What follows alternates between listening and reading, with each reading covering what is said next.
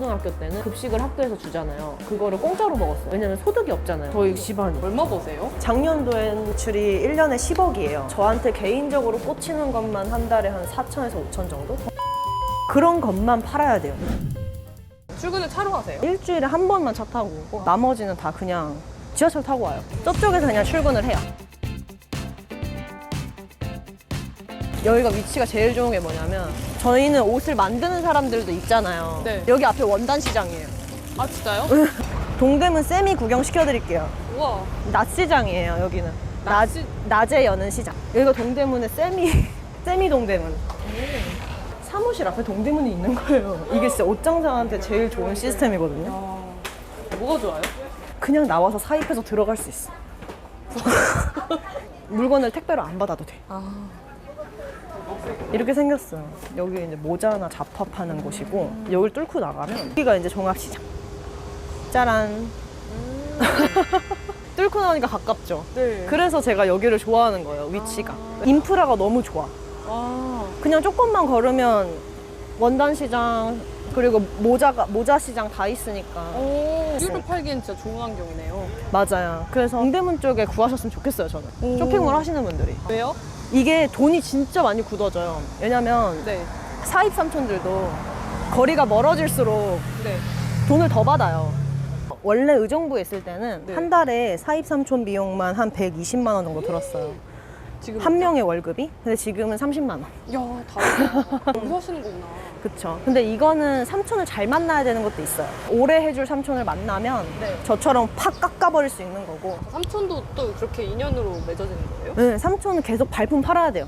여기저기 다 삼촌 다 찔러보고. 발품 저희- 팔아서 만나는 게 삼촌이에요? 네, 보통은 동대문 사입 정복이라는 카페에서 발품을 팔아요. 사업하면서 뭐가 좋고 뭐가 싫으세요? 좋은 점이라고 하면은 아무래도 뭘 살 때 가격을 안 보고 사는 거. 그게 제일 좋아요.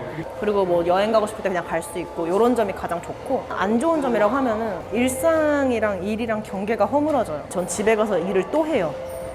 집에 도착하면은 8시 정도 되는데 일을 새벽 2시까지 또 해요. 새벽 2시요? 응. 그리고 자요. 그리고 아침에 일어나서 또 출근을 해. 예쁜 카페에 가서 앉아 있어도 내가 이 카페 와서 촬영하면 진짜 예쁘겠는데? 뭐 이런 생각 들고. 모든 사고가 다 사업 중심으로 돌아가는군요. 노트북도 무조건 가지고 나가야 되고, 남자친구랑 데이트 할 때도 마찬가지고. 그리고 남들 쉴 때 못 쉬죠. 예를 들면요? 공휴일 같은 날. 주말, 공휴일. 그렇구나. 왜냐면 그때까지도 일을 해야 이게 유지가 된단 말이에요. 저는 아직 자동화가 안 들어가고 있기 때문에. 그리고 동대문 같은 경우에는 일요일 밤부터 여니까 네. 일요일에 발주를 넣어야 돼요. 이거요? 그러면 일요일은 일을 하는 날이 좀 확정이 돼 있는 거예요. 그래가지고 그것도 좀 많이 불편하죠. 근데도 뭐 저는 이게 익숙해져도 괜찮은데, 초보 사업자분들은 이런 게 익숙하지 않다 보니까 거기서 멘붕이 엄청 온대요. 내가 이렇게 쉬지도 않고 한 달에 200만 원 더 벌자고 이렇게 하는 게 맞나? 이러면서. 근데 저는 그게 맞다고 보거든요, 사실은. 좀 그런 게 맞으세요? 저한테 딱이에요. 적성에 너무 많아요. 전 노는 거 안 좋아해요. 노는 거 싫어. 사무실 현대 아울렛인데 어떠세요? 중앙난방이 미쳤어요. 난방비를 안 내요. 커피 공짜. 대표님 혹시 얼마 버세요? 작년도엔 이제 매출이 1년에 10억이에요. 근데 많은 매출은 아니에요, 사실 쇼핑몰 치고는. 네. 지금은 컨설팅도 하고 지금 쇼핑몰도 하고 뭐 이런 거 다 합쳐서 저한테 개인적으로 꽂히는 것만 한 달에 한 4천에서 5천 정도? 그러시구나. 물론 세금은 내야죠. 세금 제외한 거는 아무래도 훨씬 적겠지만. 나이가 어떻게 되세요? 만으로는 26이고 원래는 27이죠. 20대에 10억 이상 벌면 어때요? 근데 잘 못 느껴요. 왜냐면은 매출이 10억인 거지 제 돈이 10억이 있는 게 아니라서. 이렇게 젊은 나이에 이렇게 사업을 크게 하시려면 부모님의 지원이 있으셨던 거예요? 아니요, 없었어요. 제가 중학생 때쯤에는 아빠가 사업을 했는데, 근데 그게 한순간에 망한 거예요. 그래서 그때 당시에 한참 어려웠어가지고, 저 중고등학교 때는 급식을 학교에서 주잖아요. 그거를 공짜로 먹었어요. 왜냐면 소득이 없잖아요. 저희 집안이. 그때 저희 집이 이렇게 기울 정도로 안 좋아져서 그걸 보니까 이게 사람이 돈이 없으면은 가족도 평화롭지가 않구나. 이거를 진짜 뼈저리게 느낀 거예요. 그때부터 이제 돈을 좀 많이 벌어야겠다라고 생각을 한 거죠. 그래서 이제 고등학생 때부터 사업을 시작하시게 된 거네요? 네, 맞아요. 저희 아빠도 19살 때부터 계속 일을 했기 때문에 저는 그게 좀 당연한 건 줄 알았어요. 대학을 안 가면 무조건 일을 하는 거다. 이게 좀 당연한 수순인 줄 알았던 거예요. 사업 자금이 없는데 도전을 할 수가 있으셨어요? 다 통장이 하나 있었어요. 그걸 딱 까보니까 그냥 70만 원이 있더라고요. 그냥 좀 깡으로 했었던 것 같아요. 잘 될지 말지를 생각할 겨를이 없었어요. 그러면 고등학교 때 사업을 하실 때 이제 바로 시장에 가서 옷을 떼우고 바로 시작하셨던 거예요? 네, 맞아요. 그냥 갔어요.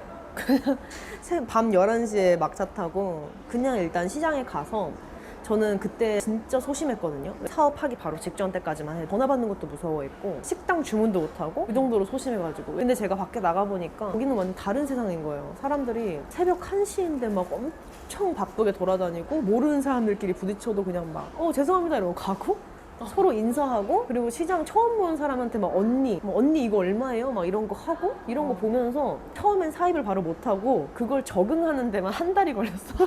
한 달 동안 계속 하신 거예요? 한 달 동안 일주일에 3번씩 갔어요. 그냥 가면서 돌아다니고 하면서 여기는 그냥 모르는 사람들한테도 뭐 언니, 오빠, 뭐 형, 누나 하는구나, 이모, 삼촌 하는구나 하면서 용기 내가지고 한 달 뒤에 가서 언니 이러면서 말을 건 거예요. 근데 이제 그분들도 너무 어린애가 와가지고 갑자기 옷을 산다고 하니까 저가 이제 소매인 줄 알고 그냥 일반 고객인 줄 알고 저를 이제 상대를 안 해줬어요. 완전히 그냥 저희 소매 안 해요 막 이러면서 완전 문전박대 당하면서 다니다가 결국에는 터득을 하나 한 게 있어요. 저 사람들은 뭘 주면은 좋아하는 게 보이더라고요. 그게 뭐냐면 초콜릿 같은 거나 바카스 같은 거 있죠. 그런 거를 막 들고 다니면서 주는 사람들이 있는 거예요. 저 사람들한테 뭘 사가지고 다녀야겠다 해서 이제 편의점에 가가지고 초콜릿을 한 봉다리 사서 이게 돌면서 다 주는 거예요. 내가 좀 거래하고 싶은 매장의 분위기가 보이면 거기 가서 명함 하나 또 만들어가지고 명함이랑 핸드폰 번호 적혀져 있는 거 만들어서 포치켓으로 찝어서 매장에다가 이렇게 주고 오는 거예요. 다. 그러니까 다들 와, 얘 진짜 열심이다. 어린애가 이렇게까지 한다고 하면서 그때 저한테 처음 거래도 안 했는데 샘플 필요 없냐고 여쭤보시는 분도 있었어요. 공짜로 옷 빌려줄 테니까 사진 찍고 반납해라. 근데 저는 그때 그런 개념을 전혀 몰랐어서 안 받는다고 했어요. 몰랐었어, 그 정도로.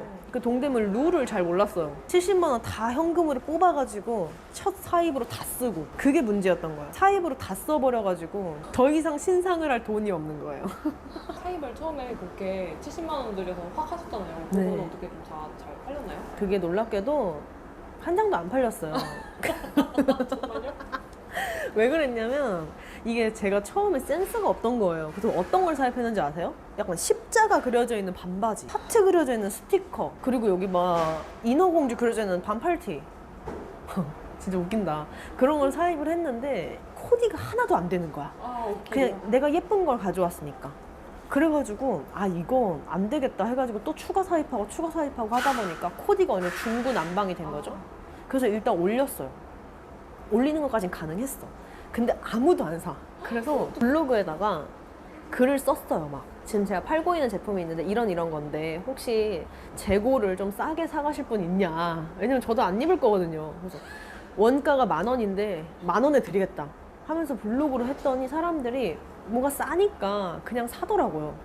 그래서 원가에 막 팔고 원가로도 팔고 원가보다 싸게도 팔고 하다가 느낀 게 이게 내가 옷 보는 센스가 없으면 검증된 걸 팔아보자 해서 동묘에 갔어요. 동묘 이제 구제시장에 갔어요. 구제시장에 가서 타미힐피거 셔츠 이런 거에 5,000원 막 이렇게 팔더라고요. 돗대기처럼. 이렇게 산처럼 쌓아놓고 훨씬 싸잖아요, 동대문보다. 그래가지고 거기서 구제를 막 해가지고 세탁소에 맡겨서 세탁을 해가지고 스팀을 쳐서 벽에 걸어놓고 입지는 않고 벽에 걸어놓고 상품 사진만 찍은 거예요. 그렇게 해서 사이트가 아니라 블로그에 올렸어요. 그랬더니 블로그에서 그게 거의 다 완판될 정도로 반응이 좋았던 거예요. 그래서 그거를 사이트에서 해보자 라고 했는데 그때 당시에 제가 사업자가 없었어요. 왜냐면은 학생 때 이게 제가 잘 될 줄 몰랐다 보니까 사업자를 안 내고 아까 말했던 것처럼 그냥 안 되면 대학 가자 해서 했던 거라서 사업자를 안 내고 했던 거예요. 그런데 누가 신고를 해서 세금 폭탄을 맞았어요. 그때 세금 폭탄 맞으신 거예요? 그게 첫 번째. 몇 살 때예요? 그게 이제 20살 올라갈 때예요. 어머. 20살 올라갈 때쯤에. 왜냐면 학생 때는 안 유명했었는데 제가 좀 인플루언서가 되고 페북 스타가 되고 막 하다 보니까 사람들이 저를 좀 많이 알았는지 어떻게 알아서 신고를 했더라고요. 저는 그게 잘못된 건지 몰랐고. 그래서 사업자가 없었고 돈을 벌고 있었는데 세금 신고를 안 했기 때문에 세금 폭탄을 맞아서 벌었던 거를 다 날렸어요. 아 정말요? 얼마나 버셨고 얼마나 날리셨어요? 한 1,200이에요, 제 기억엔. 아, 20살에 1,200. 아이고. 세금으로 날린 게. 근데 그게 통장에 딱 그거밖에 없었어요. 통장에 딱 1,200, 3만 원인가? 밖에 없었는데 그걸 다 세금으로 날리고 이제 20살 때 와 장사가 겁나 잘 되니까 열심히 해보자라고 사무실도 구했는데 사업자가 없었던 거야. 그래가지고 그때 사업자를 냈어요.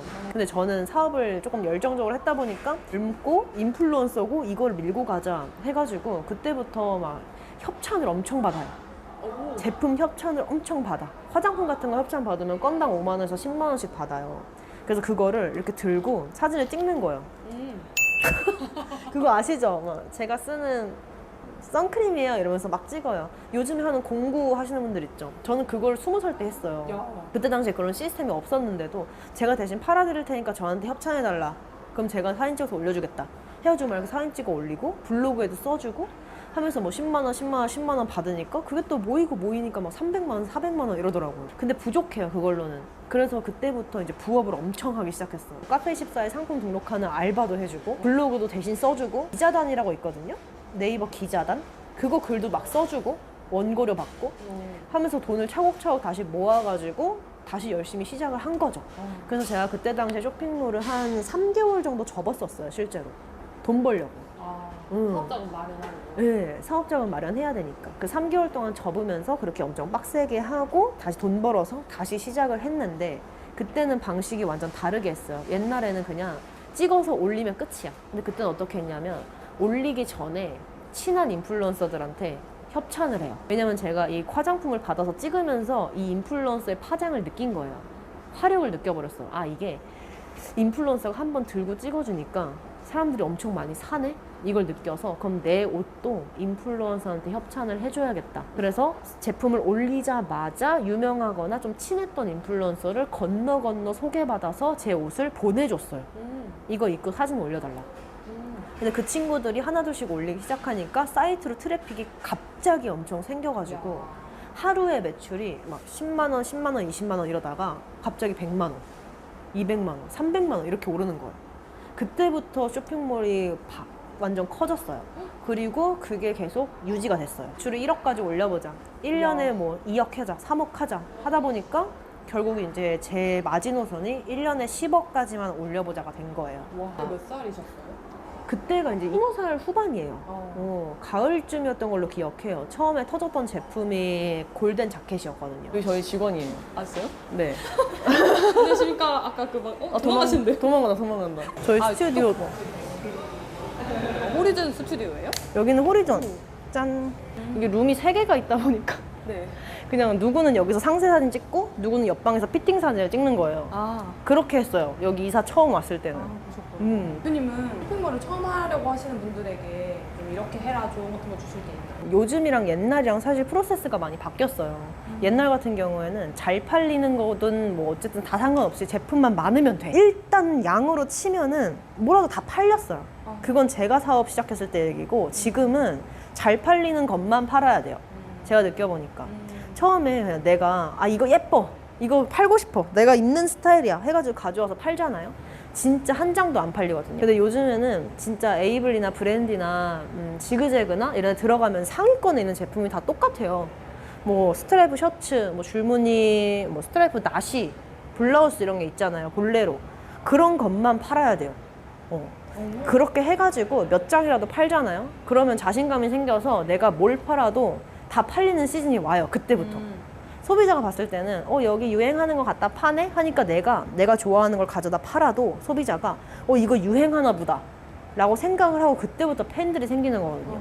근데 많은 대표님들이 좀 간과하는 게 처음에는 그냥 내가 좋아하는 것만 팔으려고 해. 왜냐면 나한테 그게 제일 잘 어울리니까. 아니면은 내가 그런 거를 왠지 사람들이 좋아할 것 같으니까. 내 피셜이에요. 그거 말고 정말 데이터로 증명된 걸 팔아야지 사업을 오래 할 수 있어요. 그러니까 짧게 할 거라면 그냥 좋아하는 거 가져다 쓰고 광고비 한 달에 100만 원, 300만 원씩 태우면서 해라 라고 하고 싶은데 저는 쇼핑몰은 최소 5년은 해야 된다고 생각하거든요. 5년. 그래야지 5년 정도는 해야 먹고 살 만큼은 벌릴 거 아니야. 결과적으로 딱 통장을 열어봤을 때 그래야지 앞으로 내가 뭘 해도 이 돈으로 뭘 할 수 있잖아요.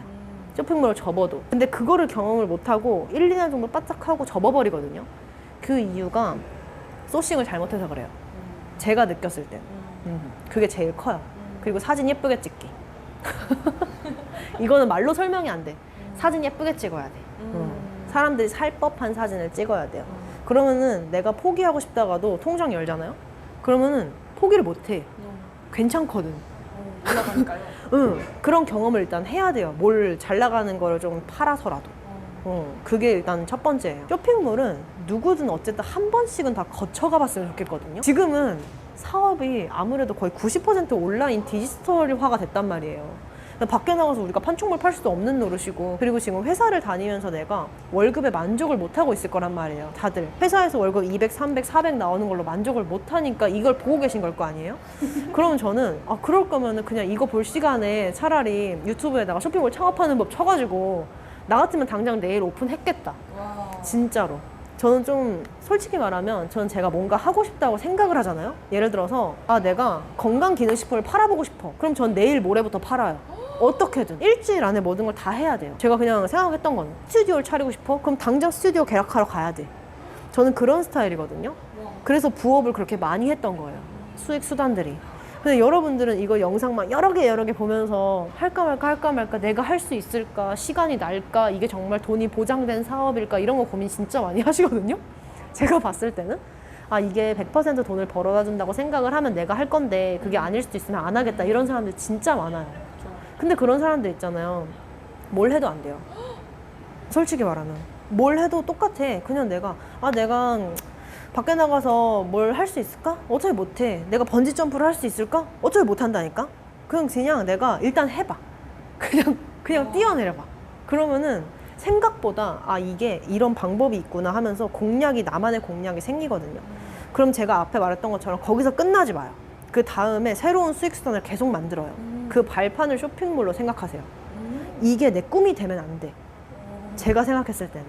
이 채널에 다른 분들은 아마 이게 꿈이라고 하신 분들도 있겠지만 저는 쇼핑몰 자체가 절대 내 꿈이 돼서는 안 된다고 생각해요. 돈을 가장 빨리 벌 수 있는 단기간의 루트다라고만 생각해요. 여러분들이 쿠팡에 위탁 판매를 하던 동대문에서 옷을 소싱해서 팔던 간에 이게 제일 빨라요. 내가 밖에서 오프라인 매장을 차리더라도 보증금이 얼마야? 인테리어 비용이 얼마야? 근데 이거 돈 안 들잖아요.